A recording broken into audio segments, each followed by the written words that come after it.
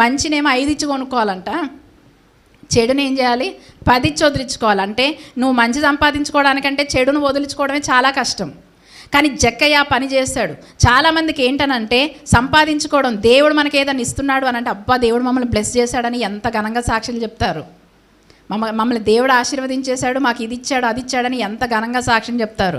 ఎవరైనా సరే నిజమైన సాక్ష్యం ఏదైనా ఉందంటే ఇదిగో దేవుని వాక్యము తెలుసుకున్న నేను ఈ విధంగా నేను మారు మనసు పొందాను, ఈ విధంగా నేను ఏదైతే అన్యాయంగా సంపాదించానో. నిజంగా అక్కడున్న సాక్ష్యాలన్నిటికంటే జక్కయ్య సాక్ష్యం చాలా ఘనమైనది. తను ఏదైతే సంపాదించాడో వదిలిపెట్టుకోవడం అనేది మామూలు విషయం కాదది. అందుకే దేవుడు అతన్ని ఎలా కంపేర్ చేశాడు అని అంటే ఇతను కూడా అబ్రహాము కుమారుడే.